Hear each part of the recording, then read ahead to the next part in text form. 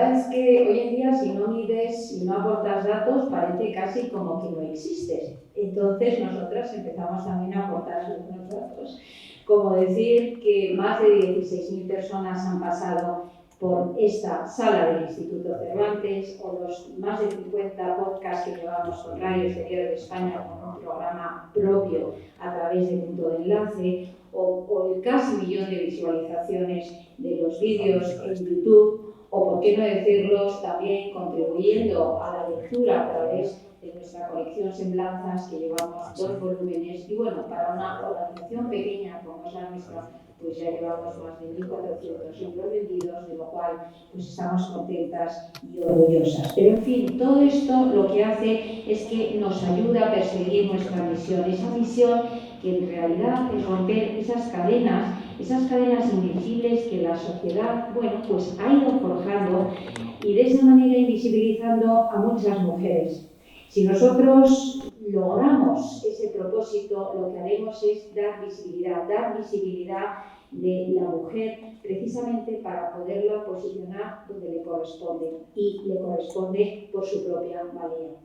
Antes de presentarles, como hago siempre, a la profesora Sagarra, me van a permitir que también agradezca al Instituto Cervantes este recorrido maravilloso que hacemos conjuntamente, y lo hacemos desde hace ya mucho tiempo juntos, y que desde luego gracias a ellos también nos ayudan a llegar muchísimo más lejos. Bueno, pues querida Adelaida, voy a dar unos breves apuntes sobre tu currículum.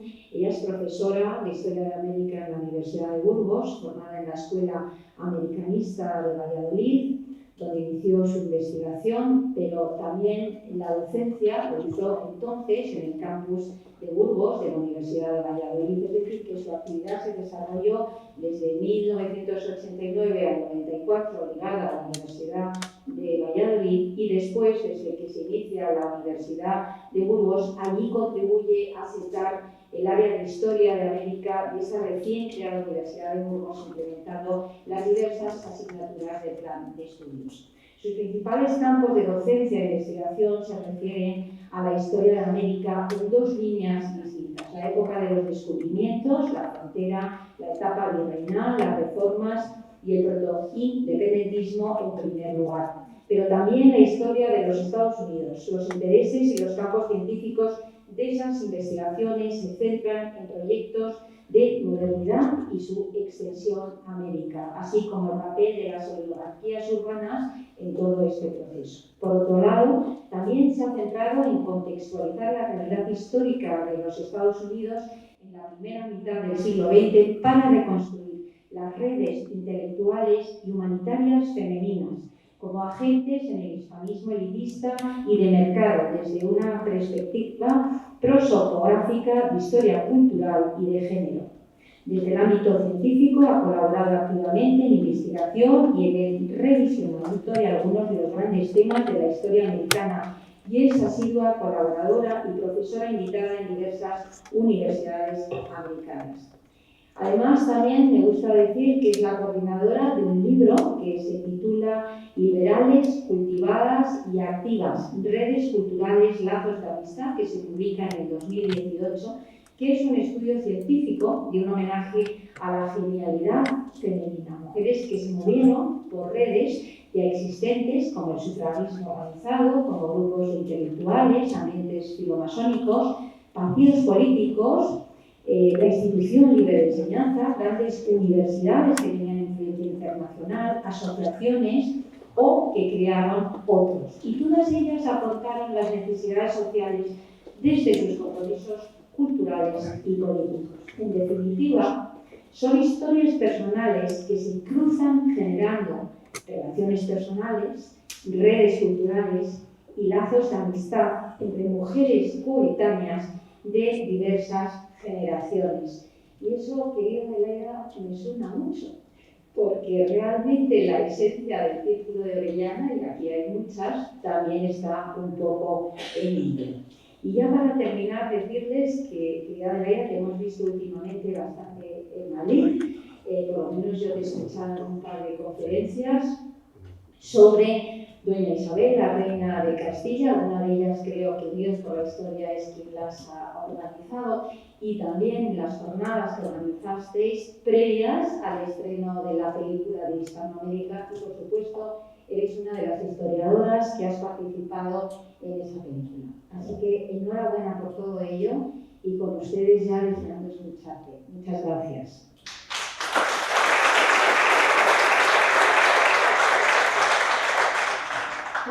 Buenas tardes y muchísimas gracias por venir. También, por supuesto, quiero dar las gracias a Leticia y a las Orellanas. Permitidme que os llame así, como le he escuchado a ella referirse a vosotras, por esta posibilidad de estar aquí compartiendo una historia que es impresionante y por eso es muy curioso que sea desconocida. Pero esta tarde no vais a conocer solo a una española desconocida como Carolina Marcial Dorado, sino a otra que soy yo. Yo también soy una desconocida y por eso quería empezar contándoos cómo ella y yo nos conocimos. Por supuesto no fue en el tiempo, pero los historiadores nos conocemos con nuestros personajes investigados a través de la documentación. Entre otras cosas, ellos son casi todos musicólogos, ahora sí, músicos, y estaban interesados en estudiar cómo, de manera bastante interesante y poco conocida también, la música popular española empieza a circular por los Estados Unidos, en concreto en la costa este. De manera que en los estudios y estancias que los miembros del equipo de investigación vamos realizando, lo que solemos hacer es recopilar fuentes documentales para todo el resto del equipo. Digo esto porque yo en realidad no me dedico a la musicología, sino que me dedico a la historia. En 1915, en la zona más depauperada de Manhattan, las hermanas Levison, a las que tienen en pantalla, Irene y Alicia, que eran hijas de Leonard Levison, uno de los Robert Barons o capitanes de la industria o barones ladrones, los grandes capitalistas que crearon los grandes monopolios y que más o menos estructuraron el sistema de la economía nacional en los Estados Unidos, son conscientes de que tienen una gran fortuna y no han tenido que trabajar para ello. Y deciden, de alguna forma, dar una salida social a ese patrimonio a través de la transformación por la cultura. Van a iniciar un lugar llamado Negro Playhouse, que a día de hoy es una escuela de teatro o de actores reconocida internacionalmente, por la que ha pasado mucha gente, la que hemos visto en la cartelera o en las plataformas. Y son mujeres que entienden que la cultura se tiene que expresar en toda su riqueza. No se trata de bajar la cultura al nivel del común, sino todo lo contrario.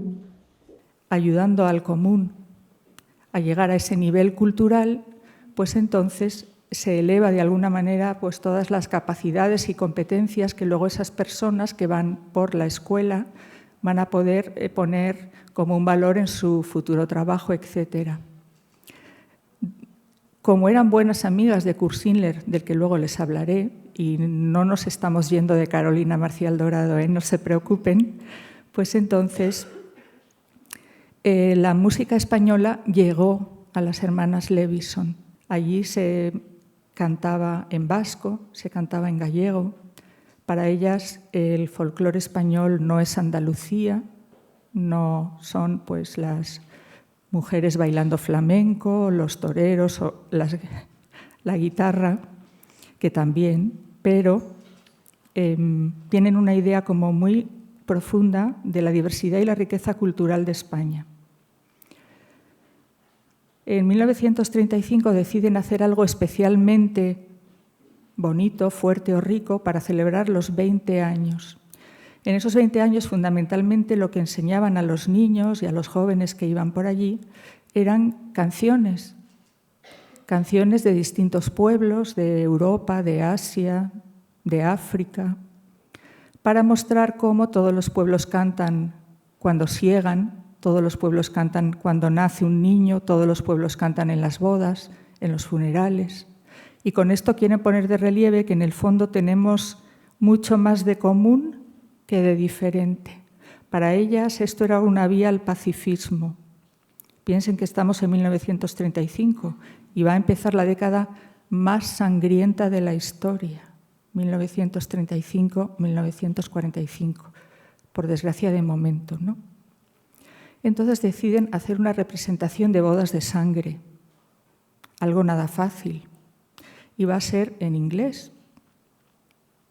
La traducción de García Lorca la va a hacer Pepe Beisbarger, un amigo checo, judío, que está metido en este círculo de hombres y mujeres de la sociedad mundo, que van a los eventos allí donde son, que forman parte de sociedades, que publican cosas, dan conferencias y que forman ese primer hispanismo neoyorquino, podríamos decir. Si ven ahí, tienen las fechas en que se representó, según el archivo de Broadway, entre el 11 de febrero y el 1 de marzo de 1935. José Luis, vamos ganando por muchísima diferencia. Muy bien. A Carolina Marcial Dorado, que era profesora de español en Barnard, la invitaron a la representación. Y por eso ella, unos días después, en agradecimiento, escribió una carta a Irene Levison. Una cosa genial que tienen los estadounidenses es que tienen la buena costumbre de legar sus documentos, sus papeles, etcétera, archivos a universidades. De manera que se conoce el legado de Irene Levison y también el de Kurt Schindler en la Biblioteca Pública de Nueva York. Cuando Matilde Olarte trae todo este material, nos pide a las historiadoras del equipo que nos paremos a investigar en todas las mujeres que salen ahí. Y encontramos la carta de Carolina. A partir de ahí empieza nuestra historia. Es decir, hace unos años para mí solo era un nombre, una pequeña carta escrita con una gran cortesía y ya está. ¿Le gustó mucho la representación? Muy bien, pues aquí les presento a Kurt y a Onís. Federico de Onís es un salmantino que se va a Nueva York en 1916, impulsado por la Institución Libre de Enseñanza y el Instituto Histórico, porque en Columbia quieren un profesor de español que además monte todo el departamento de español, lengua, literatura. Después fue el director de la Casa de las Españas o Instituto de las Españas. Y Huntington, de la Hispanic Society, les va a pedir que hagan un plan de folclore. Kurt Schindler estuvo 3 años investigando en España, pero no fue a Andalucía, fue a Canarias, fue al País Vasco, fue a Galicia, fue a Castilla, con una grabadora como una lavadora encima de una mula, y entonces él llegaba a los pueblos y solo el acontecimiento de ver un tipo extraño, pajuerano por supuesto, forastero, y que además llevaba una especie de lavadora en una mula, pues era suficiente para que le surgieran los informantes, le cantaran las canciones, le explicaran las cosas. La cuestión es que ellos van a centrar un poco, Kurt Schindler muere enseguida, en 1935, pero Federico de Onís durante muchos años va a ser como el factotum del hispanismo elitista desde Columbia. Y en cierto modo tengo que decirles que se llevó bastante mal con Carolina Marcial Dorado. Luego les explicaré por qué creo que eso fue así. En cierto modo él se constituye como en el árbitro, los que sí o los que no. Y además en una carta que escribe en 1918 quizá, le promete a Huntington que va a romper absolutamente con la colonia española y que se va a dedicar solo a los temas absolutamente intelectuales, de publicaciones, etc. Con esto no quiero dejarlo mal, simplemente lo que quiero resaltar es que Carolina era todo lo contrario. Jamás abandonó la colonia española, se relacionó con todos los ambientes, intelectuales, la Hispanic, universidades diferentes, etc., ¿no? Por eso a mí no me gusta llamarla intelectual o intelectual de mercado, sino emprendedora, porque su polifacetismo es lo más impresionante de esta mujer, ¿no? Carolina nace en Camuñas, Toledo, en 1889, en una familia protestante y republicana. En su familia hay 3 personas que marcan mucho su carácter y su manera de entender la vida, e incluso su interés por algunas cuestiones.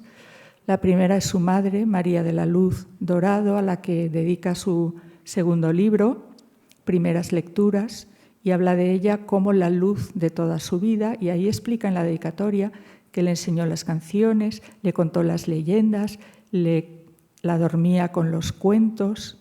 Todo esto después explica el método de enseñanza de español que ella va a acunar. A día de hoy es algo perfectamente asimilado, incluso superado por los profesores de idiomas, pero entonces era algo bastante novedoso, innovación docente diríamos hoy, ¿no? Y los otros 2 son su tío Facundo, aquí le ven en plena perorata, fue miembro del Partido Republicano, concejal de Madrid, tuvo muchísimos proyectos muy interesantes y de un profundo contenido social. En esto creo que Carolina hereda un poco esa idea, ¿no? El conocimiento, la preparación o los cargos públicos están para comunicar a la sociedad y darle las herramientas posibles para una evolución. E hizo pues, muchos proyectos para el ayuntamiento, un plan para escolarizar a 3.071 niños que nunca se pudo llevar a cabo. Logró recoger canciones en un cancionero isidril que como concejal de Madrid repartió en las fiestas de San Isidro. Hizo discursos políticos por toda España y, por supuesto, era un republicano de la época federalista, es decir, de la Primera República. Su sobrino José, hermano de Carolina, a quien tienen ahí en imagen, pues es un poco el espíritu de su tío respecto al republicanismo de la Segunda República. Era protestante, como su padre fue agente bíblico, era licenciado en Filosofía y Letras, hizo una tesis sobre los místicos españoles del siglo XVI, porque la familia de Carolina tenía un nivel cultural muy alto y todos ellos se dedicaron, entre otras muchas cosas, a la enseñanza. Obviamente tenían algo que comunicar y algo que decir. Fue también profesor y estaban muy unidos. De hecho, ella muere de un derrame cerebral en 1941 en Nueva York y él muere ese mismo año en La Habana. La formación de Carolina, su padre había estudiado en Gran Bretaña y también en Estados Unidos, pues quiere para sus hijos una formación internacional. Evidentemente, a principios del siglo XX eso era algo bastante poco común. Y efectivamente, Carolina estudia en el Instituto Internacional de Madrid, bajo la dirección de Mistress Gulick, y después va a continuar su educación superior en Wellesley, en Estados Unidos. Luego se va a doctorar en Columbia, es decir, era una mujer que tenía un dominio perfecto del inglés, se movía a nivel internacional con muchísima facilidad. De hecho, siendo todavía estudiante de bachillerato, pues fue a hacer una serie de gestiones a los Estados Unidos para que el Instituto Internacional de Madrid pudiera hacer más actividades. Se sacó el título de bachiller en el Instituto Cisneros, aquí en Madrid. Y su primer trabajo en Wellesley ya aparece contratada y figura que era bachiller en artes. Después trabaja unos años, pocos, en Puerto Rico y Cuba. Después vuelve al continente y acaba trabajando la mayor parte de su vida, unos 20-21 años, en Barnard College. Allí desarrolla pues, no solo el departamento, sino el club de hispanas y organiza muchísimas sesiones, tertulias, entrevistas, debates, en los que no solo indudablemente se plantean temas españoles, sino también temas en español, de literatura, de ciencia, de cultura, etcétera, ¿no? Aparte de todo esto, una vez que está en los Estados Unidos, y aquí tenemos una de sus facetas más prácticas o empresariales, fue nombrada directora de publicaciones de la Gin & Co., un editorial que llevaba funcionando un tiempo y que había sido creado por un protestante como ella, Edwin Jean, que a través de los libros de estudio, los manuales, etcétera, pues quería, digamos, una formación en principios para los estudiantes. Esto le llevará, como vamos a ver después, hasta las Islas Filipinas. Barnard va a ser su casa, como les decía, durante muchos años. Aquí su esfuerzo va a ser atraer a los españoles de la Edad de Plata, después a los exiliados que van viniendo, muchos profesores españoles y españolas que ya estaban en los Estados Unidos. Se trata de establecer sinergias, compartir temas, debatir y que también los estudiantes, dentro de lo que es el entendimiento educativo superior en el mundo anglosajón, puedan participar en esos debates. Sin embargo, es muy difícil precisar hasta qué punto Carolina tenía un pensamiento propio. No es porque no lo tuviera, sino porque las fuentes que tenemos sobre ella son relativamente escasas. Pilar Piñón, que lamentablemente no ha podido venir hoy, pues en su tesis doctoral ha estudiado una parte de su estancia en los Estados Unidos, precisamente desde las publicaciones de los boletines de distintos colleges, y ahí pues se ve un poco esta inquietud que, teniéndola ya, digamos, en España, reconduce a través de los recursos y actividades acostumbradas en los Estados Unidos. Por entonces viaja a Estados Unidos lo que realmente podemos llamar un intelectual de mercado, que fue Vicente Blasco Ibáñez. Ella lo conocía por relaciones familiares. Su tío Facundo, su hermano José habían compartido tribunas en mítines republicanos en Valencia y en distintos lugares haciendo pues, campaña, etcétera, ¿no? Como saben, Vicente Blasco ganó mucho dinero en Estados Unidos, no solo por sus libros, sino por sus conferencias, que siempre llevaban detrás una estrategia económica. Además, pues, publicó una serie de artículos en el New York Times sobre la Revolución Mexicana, cuya información había recogido en directo. Es decir, que fue un hombre que tuvo bastante éxito y no se dedicó solo a las ideas, sino que supo hacer que las ideas le trajeran buena fortuna, por decirlo de alguna manera. A esto sí le podemos llamar un intelectual de mercado. En esta fotografía que se hizo en Bryn Mawr, una vez que Carolina todavía no había llegado allí, dice: saludo a los americanos que estudian español. Nueva York, enero de 1920.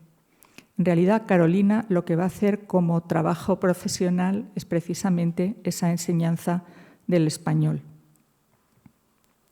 Sabemos algunas cosas de Carolina a través de las mujeres becadas por la Junta de Ampliación de Estudios que van a los Estados Unidos. Este es un tema que sí que está mucho más estudiado, puesto que todos los fondos, o una buena parte de ellos, se encuentran, ¿no?, en los archivos que recogieron lo que fue la Institución Libre de Enseñanza. Pero es que Carmen Castilla, que estuvo un año en Estados Unidos, cuenta cómo en Navidad fueron a casa de Carolina Marcial Dorado porque les invitó a tomar mazapán, turrón, a cantar villancicos. Es decir, de alguna manera y a distintos niveles ampara, recoge, promueve, apoya las iniciativas de otras mujeres sobre todo, ¿no? Es interesante ver también cómo ella desde Estados Unidos se comunica con Zenobia Camprubí para el establecimiento de las becas. Las universidades americanas quieren recibir estudiantes españolas. Carolina busca candidatas, pero le dice muy seriamente a Zenobia Camprubí que no se trata solo del currículum o las notas del expediente académico. Las estudiantes, viene a decirle, son mis palabras, no las suyas, son una imagen de España. Por lo tanto, tienen que dominar el inglés, tienen que ser muy educadas, tienen que ser corteses. En el fondo tienen que dejar, perdónenme la expresión tan coloquial, alto el pabellón, no solo en el sentido intelectual, ¿no?, sino también lo que ella quiere de alguna manera es que los americanos se vayan haciendo una idea de el nivel cultural y humano que hay en España. Evidentemente, conoció a Concha Espina. estuve presente en el homenaje que se le hizo, era la vicepresidenta de la Hispanic Society, y a la vez ella también estuvo muy implicada en algunos momentos en tratar de realizar un proyecto para crear una residencia de estudiantes en Columbia y pues buscar posibilidades, inversores, etcétera, ¿no? Este proyecto tampoco se llegó a poder realizar, pero lo que importa en estos casos no es tanto que no se logre como que, conociendo el proyecto, te haces cargo de las aspiraciones o el grado de ambición que tienen las personas que los han diseñado, ¿no? Cada vez era más frecuente la llegada de españoles que iban a dar conferencias. Por supuesto, Carolina Marcial también dio conferencias en el Hispanic y ella siempre intentaba después que fueran a conversar a Barnard. Como profesora de español tiene una serie de publicaciones científicas que vemos aquí en portada más o menos. España pintoresca fue su primer libro, primeras lecciones de español, el segundo, segundas lecciones de español, Chispitas, vistas suramericanas, en las que hace una traducción al inglés de algunos fragmentos de Blasco Ibáñez, libro cuarto de lectura, trozos modernos. Aparte de eso, Carolina, que pasó buena parte de su infancia en Andalucía, concretamente en Sevilla, le gustaba escribir cuentos. Quizás son muy ingenuos y no pasarían el filtro de los exigentes intelectuales, pero escribe lo que podrían ser leyendas casi al estilo beckeriano y siempre tienen un ambiente andaluz, siempre habla de distintos elementos culturales, musulmanes, españoles, de origen judío, es decir, aparece toda esa mezcla cultural que ella ha percibido en su infancia andaluza y que trata de dar a conocer. Pero no solo eso, fue también columnista en alguno de los diarios neoyorquinos, escribió en distintas revistas científicas. Cuando Federico de Onís crea en Puerto Rico la revista hispánica, pues ella escribe algunos artículos. Es decir, como ven, se encargaba de dar a conocer España de muy diferentes maneras. Una primera sorjuanista estadounidense, Dorothy Sons, le conoce su tarea y decide hacer una larga reseña de sus libros y de la manera de trabajar de Carolina. Y así, pues poco a poco, va haciéndose conocida en una sociedad que llegará a incluirla en el quién es quién en América. Otra cuestión muy interesante, Carolina y Gabriela Mistral se conocieron en este ambiente neoyorquino. Gabriela fue varias veces a Barnard College y tenían intereses comunes, su amor a la literatura, a la lengua. Es muy curioso porque Carolina Marcial Dorado escribe una geografía que, por supuesto, edita con la Jean, en la que participa también Helen Goss, una profesora estadounidense, y que coordina el profesor Atwood. Y Gabriela lee esa geografía y le va a hacer una reseña súper interesante que pueden encontrar sin ninguna dificultad en Internet, en la que dice una serie de cosas curiosas. Para empezar, le dice que es muy audaz haciendo una geografía, un atlas, porque las mujeres hasta ese momento no nos atrevíamos con la geografía, dice. Nos hemos atrevido con la lengua, con la literatura, nos hemos atrevido con la historia, pero la geografía viene a decir que es una ciencia más árida, de medición, de trabajo de campo. No lo dice así, pero de alguna forma parece ser que ellas se habían retraído y entonces pondera mucho que esta geografía la escriba una mujer. Pondera mucho que sea una geografía escrita por una mujer española y en la que cuidadosamente se recoge la realidad de los países hispanoamericanos. No quiero, dice Gabriela, que me hagan la geografía pues, los extranjeros, no menciona cuáles, pero obviamente se refiere probablemente a los estadounidenses y luego habla de los escandinavos. Ella quiere una una geografía con conocimiento de causa, de sociedad, de personas. Y para eso pues está vamos a decir así, Carolina. Luego hace una descripción muy interesante de los yanquis o los gringos, como corretones ávidos de tierra y por eso necesitan muchísimo la geografía, siempre van corriendo, quieren dominar la tierra y necesitan ese conocimiento. Bueno, como les digo, es muy particular, pero también es muy interesante, ¿no? Porque reconoce bastante bien y llega a decir una cosa que define, creo, bien un poco este espíritu mestizo de Carolina, estadounidense-español, porque dice que una geografía así solo la puede hacer una mujer española con estudios norteamericanos. Es su rotunda afirmación, ¿no? Por eso me gusta traerlo a colación, porque habla de alguien que se ha adaptado perfectamente a los ritmos y al modo de hacer de la sociedad estadounidense. De hecho, pues es una mujer muy pragmática, en algunos casos es un tanto trivial incluso, y a la vez pues reconoce en ella, Gabriela Mistral, pues las virtudes de la mujer española. En esta reseña no dice cuáles, así que no me las voy a inventar. Archer Huntington recibió a los hermanos Marcial Dorado en su casa, entre comillas, podríamos decir. José habló de los místicos españoles del XVI y Carolina habló de la mujer española, que ya ven que es un tema recurrente. En realidad lo que está haciendo siempre es tratar de abrir campo a otras mujeres para que puedan tener la oportunidad que ella ha tenido. Cuando le preguntan por qué se ha ido a Estados Unidos o qué opina de su vida allí, pondera muchísimo, lo primero que dice es la independencia. Además, aquí puedo publicar libros y tengo un automóvil. Es decir, se ha hecho a esta nueva sociedad perfectamente. Y de hecho, yo pienso que una parte de esas disensiones con Onís se debe precisamente a que Carolina era muy independiente. No estaba dispuesta a que nadie le dijera por dónde había que hacer hispanismo, qué tipo de actividades o qué había que escribir. De todos modos, también hay que decir que a lo largo de los años, Onís llega a Nueva York en 1916. Cuando se jubila en Columbia se va a vivir a Puerto Rico en 1953 y muere en 1966. Pues lógicamente al principio es un hombre joven, en plena energía, con mucha iniciativa. Al final, por lo que he podido leer en el epistolario de Pedro Salinas y Jorge Guillén, ellos llegan a decir que se ha convertido en una caricatura de sí mismo.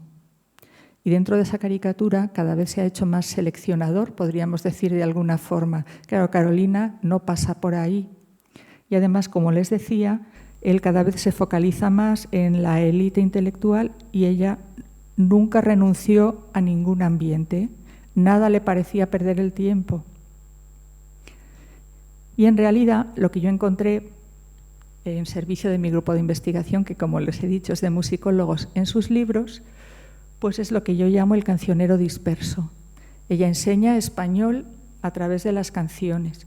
Esas canciones en los libros tienen partitura.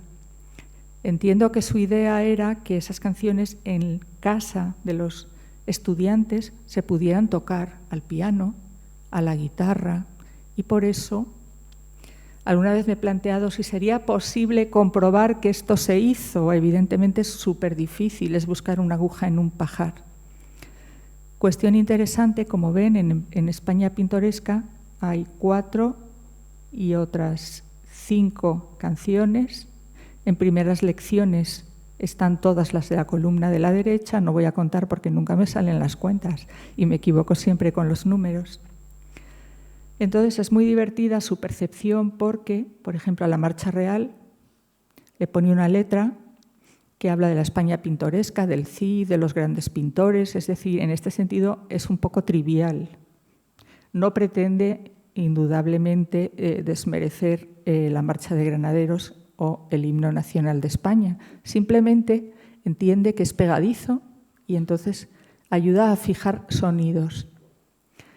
Por ejemplo, otra reinterpretación divertida es que Cervantes fue a la guerra, en realidad es Mambrú fue a la guerra. Pero, bueno, claro, Cervantes fue a otra guerra. El duque de Marlborough fue a la guerra de sucesión española, ¿no? También escribió una letra distinta para O Gratísimo o Santísimo, que es una canción litúrgica, y entonces le pone una letra que habla de las vacaciones escolares.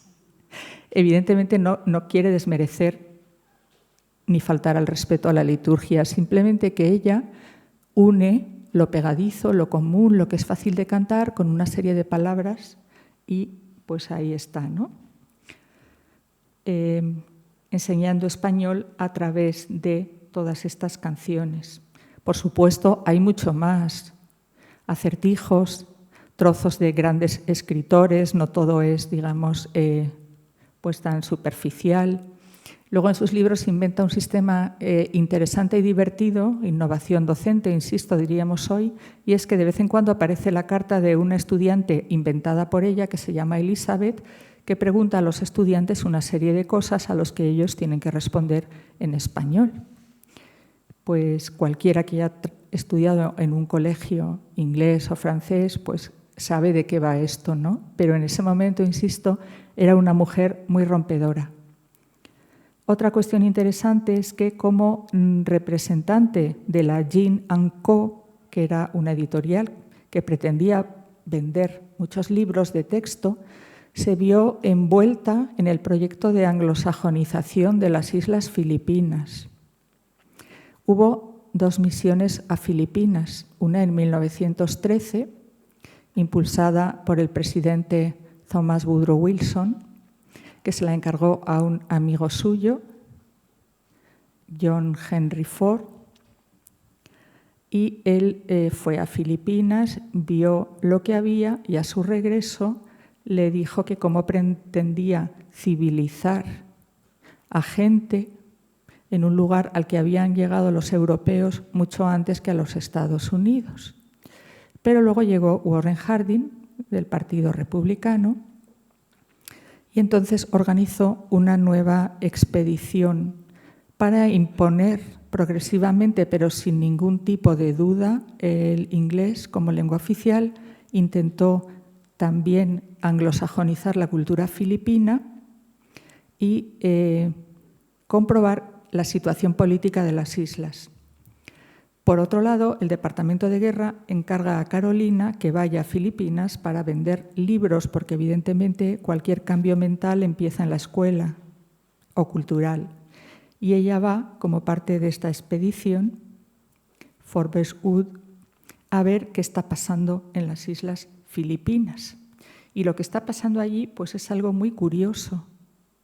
Después de haber ido a la guerra, una guerra pues tremenda, para independizarse de España, cuando los filipinos perciben el interés del gobierno de Washington para anglosajonizarlos, recurren a lo español como un signo, una cultura identitaria que les puede unir 7.000 islas frente a este ímpetu voraz anglosajón desde el punto de vista cultural. Aquí tienen 2 fotografías preciosas de 2 mujeres de la Principalía o Principalia, que es como se denomina en Filipinas a la élite social, y una fotografía de la proclamación de la breve y fugaz República de Malolos. ¿Sí?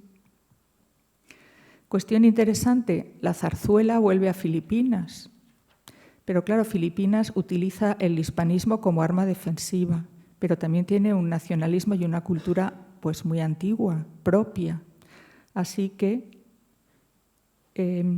Severino Reyes, con el seudónimo de Lola Basiang, va a componer zarzuelas en tagalo. Cuestión, digamos, suficientemente interesante, ¿no? Además, Camilo Osias, un gran escritor filipino, estudió en Columbia y utiliza el mismo método para enseñar que Carolina. Canciones, pequeñas historias, de forma que estamos ante un círculo de innovación docente, vamos a decir así, que quiere ofrecer una manera de aprendizaje diferente, porque no se trata de transliterar una lengua. Para comprender una lengua hay que encarnar una cultura, hay que conocer una cultura, y ese es el planteamiento que hay de fondo en este método. ¿Sí? Como les decía antes, Carolina nunca dejó la colonia española y fue pues, muy amiga del matrimonio José Camprubí, director de La Prensa, un diario en español, hermano de Zenobia, y su mujer Ethel. Ellos indudablemente hicieron muchísimos proyectos. Como ven, aquí tenemos una página en La Prensa, esa publicación que dirigía José Camprubí, adaptado en Joe en Estados Unidos, sobre una conferencia de María de Maeztu, una de las mujeres españolas que fueron y vinieron, y de la que se conserva con Carolina un intercambio epistolar bastante interesante. Noticias de otras españolas. La señorita de Oñate pues, está en Midlebury. Aquí vemos una fotografía suya y un libro muy curioso y muy divertido que se llama Doña Gramática, en el que participó Pedro Salinas con su ingenio habitual, en el que se estudia la gramática española a través de personajes. Uno es el subjuntivo y así sucesivamente, ¿no? Entonces es francamente divertido, tiene algunas piezas musicales elegidas por ella y de esta forma esos vínculos superatlánticos pues, se consolidan. Digo esto porque, como ustedes saben, a principios del 20, entre el Reino Unido y los Estados Unidos surge una corriente cultural llamada atlantismo que pretende poner de manifiesto que el Atlántico es un espacio de comunicación y no es un obstáculo de separación, pero indudablemente ahí mucho tendríamos que decir los españoles, sin ningún ánimo de meterme con nadie, pero eso ya había sido descubierto unos siglos antes, ¿no? Y aquí tenemos una de las grandes facetas de Carolina, la ITT, la Internacional de Telégrafos y Teléfono, de los hermanos Ben. Quizá el genio era Sóstenes. Quieren vender teléfonos y para ello se les ocurre pues, una idea genial, muy empresarial. No sé cómo vamos de tiempo. ¿Bien? Bien. Para vender teléfonos hay que hacer y crear relaciones personales. Para eso tenemos que impulsar el turismo. Porque si la gente viaja a otros países, si la gente va a Europa, hará amigos y querrá seguirse comunicando con ellos. El telégrafo es pues, esquelético. Las conversaciones telefónicas no lo son. Entonces van a fundar en Nueva York el Buró de Información sobre España y le van a pedir a Carolina que lo dirija. En el buró hay una biblioteca de literatura española, todo tipo de pues, prensa periódica, revistas culturales, y luego ella empieza a escribir folletos para impulsar el turismo. Tiene cosas muy interesantes, ¿no? Escribe sobre Sevilla, sobre Madrid, sobre Barcelona, todo tipo de pequeñas publicaciones, folletos, flyers diríamos hoy, para impulsar este fenómeno turístico y vender teléfonos en España.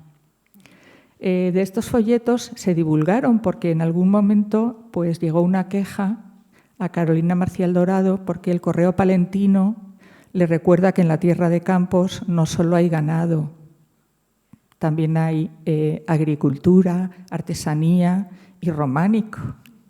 Pero bueno, con esto no quiero denostar lo quizá superficial que pudo ser ese mapa que ella creó sobre la tierra de Campos, sino que realmente si ese folleto no hubiera llegado hasta Palencia, luego algún turista lo llevó, pues no habría ocurrido esto. Y otra de las maneras que tuvieron, una estrategia empresarial interesante, fue invitar a una conferencia gratis, telefónica quiero decir, a personajes ilustres. Beatriz de Sajonia-Coburgo y Alfonso de Orleans llamaron desde la sede de la ITT al Palacio Real y estuvieron conversando un rato con el rey Alfonso XIII y la reina Cristina. Otro de los intentos polifacéticos de Carolina fue el cine.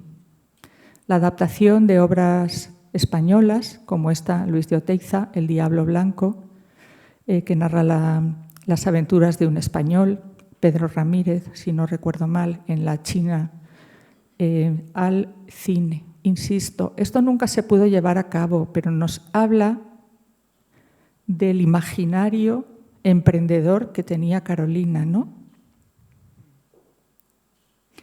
También invitó a Fernando de los Ríos, Gloria Giner, Laura de los Ríos Giner y Fernanda Urruti, su madre. Invitó a él, a Fernando de los Ríos, a llamar a ellas que estaban en España. Y él les escribe una carta diciendo: me han invitado a haceros una llamada telefónica que para cualquier persona costaría $70, que son 400 y pico pesetas, que evidentemente en ese momento pues eran dinero. Otra cosa que hizo fue impulsar el conocimiento del arte español, incluidos dibujantes y caricaturistas, organizando exposiciones en Nueva York, y también organizó una en un navío de la Compañía del Marqués de Comillas, que allá en los puertos donde hacía escala dejaba que los ciudadanos subieran para ver esos dibujos. Aquí tienen en pantalla a Román Bonet, conocido como Bon, que era el representante no sindical, pero sí representante de los dibujantes españoles, al que Miguel de Zárraga, corresponsal de ABC en Nueva York, describe como una sombra paseando por Broadway, un anuncio del fantasma de la ópera, ¿no? Él durante este tiempo vivió en Idlehour, una especie de colonia para artistas vanguardistas, etcétera, financiada por Mistress Thompson. Y pues aquí tenemos algunos dibujos de algunos de los autores que fueron expuestos en estas dos exposiciones. Por ejemplo, Saudaró. También existieron otros como K. Ito, Martínez Anido, etcétera. La exposición fue un éxito de público, pero no se vendió ningún dibujo, porque la idea de precio era muy distinta en Estados Unidos que en España. Si Saudaró pensaba en 5.000, en Estados Unidos, pues quizá con suerte, mucha suerte, le daban 50. ¿Qué hizo Carolina? Regateó con los autores para ver si conseguía que bajaban el precio, y como no lo consiguió, pues les devolvió los dibujos. Dijo, eso sí, que estaba profundamente orgullosa de haber mostrado el arte español a los estadounidenses. Les había llegado al corazón, pero no al billetero. Aquí tenemos a Doris, una bailarina estadounidense de danza española, dentro de lo que Richard Kahn llama la Spanish craze, la locura por España o la cultura española o lo español. Sabemos de varias bailarinas estadounidenses que vinieron a España para formarse como en la danza, digamos, clásica española. Aparte de esto, desde el Buró se ocupa de todo tipo de cuestiones. El rescate del hidroavión Dornier 16, por ejemplo. Es decir, ya son temas que exceden completamente el objetivo inicial de aquella Carolina solo profesora, por decirlo de alguna manera. Y luego, aquí tenemos otra mujer española, Lucrecia Bori, una soprano que saltó a la fama internacional cuando cantó con Enrico Caruso, y vivió prácticamente toda su vida profesional en Nueva York. Y ella, junto a Miguel de Zárraga, al rector Murray Butler de Columbia, intentó ese proyecto de residencia universitaria, la dotación para el edificio, todo lo necesario para las habitaciones, el estudio, los fondos bibliográficos. Era un gran proyecto que una vez más no se pudo llevar a cabo. Y así las cosas, llegamos al momento en que Carolina media con el gobierno español para que la ITT contacte o cree aquí la Telefónica. Hay una estupenda historia de la Telefónica que pueden ver sin ninguna dificultad en Internet, que cuenta muchísimos detalles. Yo aquí solo les voy a contar uno. Cuando llega la República, hubo en el gobierno quienes se plantearon si era oportuno estar en contacto con el capitalismo estadounidense. Por otra parte, los hermanos Ben, cuando vinieron a Madrid, se instalaron en el Rich, dieron todo tipo de manifestaciones que hicieron evidente que disponían de muchísimo dinero. Incluso he leído que llevaban una caja que la gente pensaba que era con pues el oro o los billetes, y en realidad parece ser que llevaban un queso. Es decir, montaron una especie de espectáculo muy bien orquestado. Evidentemente, hubo un momento en el que estuvieron a punto de romper ese contrato con la ITT, y entonces intervino el embajador de Estados Unidos en España, Claude Gernade Bowers, que era un entusiasta de la República, al menos en su primera fase, la de los intelectuales profesores y las reformas, que le explicó a Manuel Azaña que la Telefónica y la ITT eran mucho más beneficiosas para la República que para el capitalismo estadounidense. De forma que Manuel Azaña un día dijo claramente: sobre este asunto no se vuelve a hablar. Hay personas investigadoras, aquí las tenemos, arriba Pilar Piñón Varela del Instituto Internacional, debajo Rosario Márquez Macía de la Universidad de Huelva, que han estudiado como mujeres sabias a la sombra de Atenea la figura de Marcial Dorado desde distintas perspectivas. Pilar desde los fondos, como les decía, del Instituto Internacional, y en cambio Rosario aborda el tema dentro de historias de migración. En mi caso, como ven, la historia ha sido distinta, profundamente casual, pero suficientemente interesante. Ella aparece en Quién es quién en América. No sé si aparece en Quién es quién en España, pero gracias al Círculo de Orellana y gracias al Instituto Cervantes, probablemente va a ser conocida en el Quién es quién en el Sexto Continente, es decir, las redes, Internet. En todo caso, voy a terminar leyéndoles 2 párrafos escritos por ella en sus primeras lecciones de español, porque ya que estamos en el Instituto Cervantes me parecía oportuno. Por supuesto, se me han olvidado las gafas, así que haré lo que pueda. Son sus palabras textuales. España es la tierra de leyendas y el romanticismo. Si paseando por las calles de cualquier ciudad española escuchamos los gritos de los vendedores o el susurro de los viandantes y preguntamos: ¿pero qué lengua es esta, tan melodiosa y tan grave al mismo tiempo?, alguien contestará: este es el español, el idioma de los dioses. Desde el Olimpo, Júpiter decidió regalarlo al pueblo que habitaba el jardín de las Hespérides. Un paréntesis con 3 puntos suspensivos y otro párrafo. Hoy día, más de 70 millones de personas, fíjense hoy, más de 500, casi 600.000, que hablan español, y este es el idioma de España, de la mayor parte de América del Sur, de casi toda América Central, México y las Antillas. Es un idioma rico, sonoro, flexible y fácil de aprender, y su pronunciación no ofrece grandes dificultades. Es un lenguaje tan lleno de ritmo y melodía que con razón asegura la leyenda que es el lenguaje de los dioses. Muchas gracias.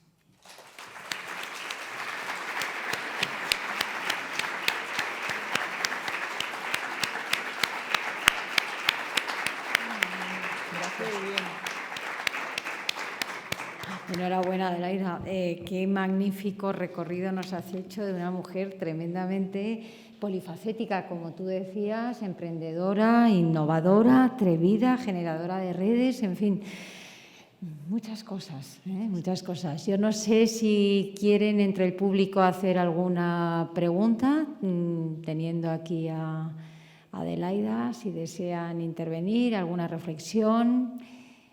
Si conocían a Carolina. Sí.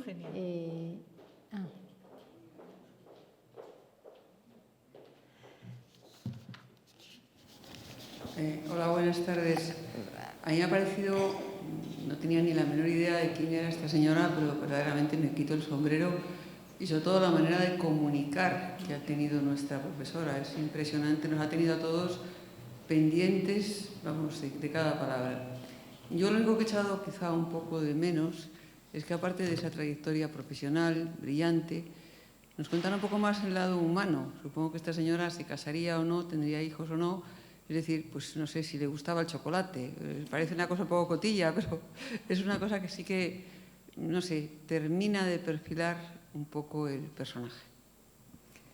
María Eugenia y todos, puedo decir que no se casó, no tuvo hijos, no sé si le gustaba el chocolate, la verdad.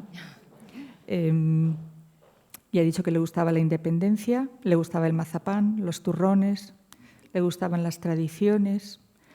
Tuvo una gran facilidad para hacer amistades, pero la cuestión es que no tenemos, ya me gustaría a mí, ¿no? Pues, por ejemplo, diarios o cartas más personales. No digo que no existan, pero yo de momento pues no las he encontrado.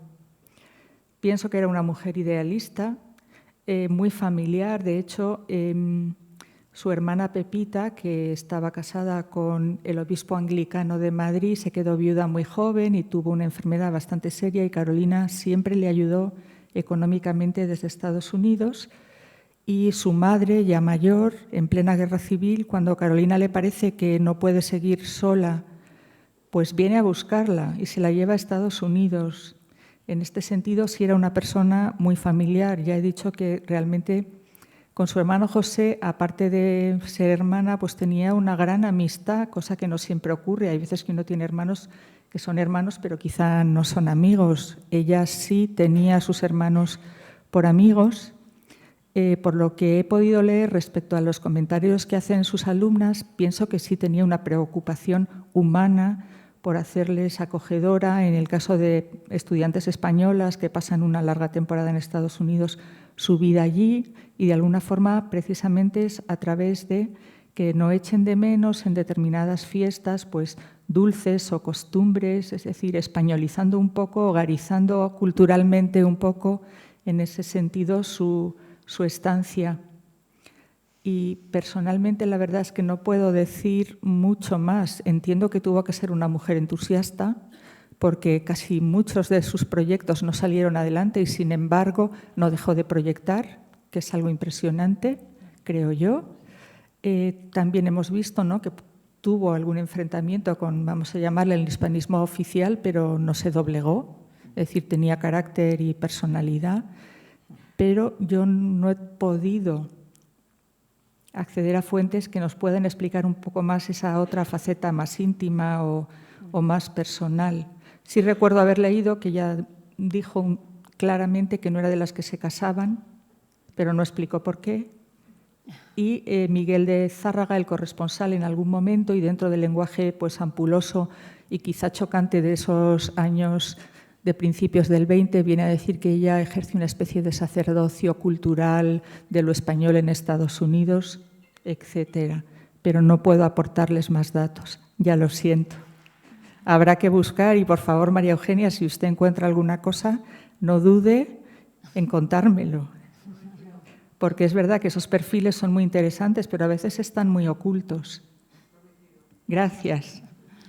Eso sí, tiene una ficha, un expediente abierto como sospechosa protestante republicana en el archivo de la Memoria Histórica de Salamanca, y, como les dije, pues murió pues como había vivido, ¿no?, deprisa, muy deprisa, haciendo muchas cosas, el día 25 de julio de 1941, día de Santiago, en Nueva York. No sé si hay alguna otra. Sí, Isabel. Aquí hay una intervención. Isabel. Muchas gracias, Adelaida. A vosotros. Algo que me ha parecido muy interesante es que Carolina impulsó muchas publicaciones científicas, no solo culturales o de lengua. Y me pregunto, aparte de la geografía o cartografía, que es un vínculo bastante obvio, ¿qué intersección encuentra entre la hispanidad o España con la ciencia? O sea, ¿cómo casa esos dos conceptos? Yo, cuando me he referido a publicaciones científicas, quería decir obviamente en su campo, en la enseñanza del español, pero aunque pueda parecer difícil de creer, las humanidades, que son ciencias, también tienen unas fuentes, una metodología. Digo esto porque a veces, cuando digo yo soy historiadora y tengo un perfil científico, la historia es una ciencia y la gente a veces se sorprende, ¿no? Porque una ciencia se supone que es de laboratorio, o tiene que ser exacta, o exige una parte de demostración empírica. Indudablemente la historia es muy difícil que eso pueda ocurrir, sobre todo si trabajas en el siglo XVI. Me he referido a científicas en ese sentido por diferenciarlas de esas otras. Pues a veces hace también publicaciones en revistas cristianas para promover su fe, pues esos leyendas y cuentos que se inventa, que son ya de otro orden, ¿no? Y probablemente tienen una parte de ingenuidad, pero en cambio sus publicaciones sobre la lengua o a veces la literatura sí que se exige un rigor científico. Siento haber sido poco clara en este sentido. Soy estudiante de filosofía, o sea que estoy completamente de acuerdo. Perfecto, pues me Era encanta. por aclarar. Sí, muchas gracias. Claro, no. Causa noble la filosofía. Qué razón tienes, Adelaida. Es verdad, eso lo reclamamos siempre, ¿no? De que la historia también es ciencia e implica una metodología, por supuesto que sí. Bueno, no sé si hay alguna cuestión más. Si no, yo desde luego te quiero dar las gracias una vez más, porque yo creo que hoy has presentado a una persona tremendamente desconocida, y una de las cosas, yo creo que que estamos logrando a través del círculo, es que generamos también una curiosidad para que otras personas sigan investigando y, ¿por qué no?, sigan, pues sí, se adentren en lo que puedan y luego surgen otras acciones derivadas de estas conferencias. Así que yo creo que ella estará encantada desde allí arriba. Seguro que sí. Seguro que sí, y te lo agradezco. A todos ustedes, decirles que les esperamos el 17 de junio. Dedicaremos el encuentro a Francisca Pizarro y están todos, por supuesto, invitados. Será el último ya de esta temporada, antes de septiembre, así que muchísimas gracias por haber asistido. Gracias a todos.